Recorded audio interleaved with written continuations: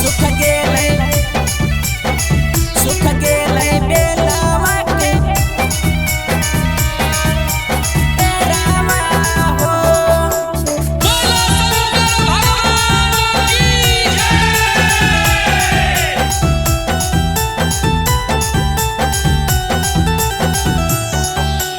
भांगिया धतूरा लेके कलियो जाला ढारी, सुबह शाम तीनों बेरा त्रिपुरारी।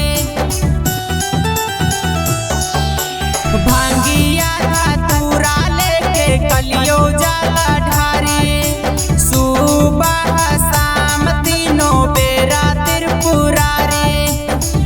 अब के चढ़ैयो तोरा के रावा हो, सुख गेलै बेलवा के पेड़ावा हो। अब के चढ़ैयो तोरा के रावा हो, सुख गेलै बेलवा के पेड़ावा हो। सुख गेलै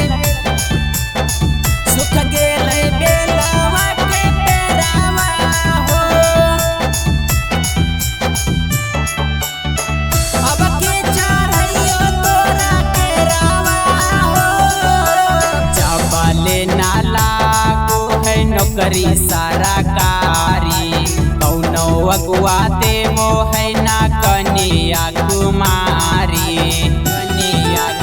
ए बाबा जबले ना लागो है नौकरी सरकारी, कौनो अगुआ देवो है ना कन्या कुमारी।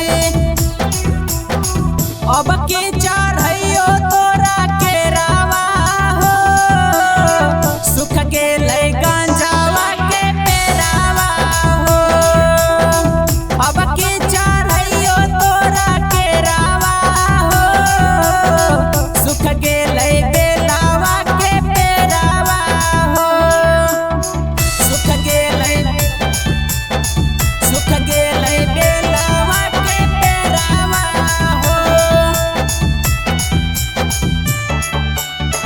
अब के चढ़ैयो तोरा के रावा हो, दीवाना विकास पातू कारा विचार हो।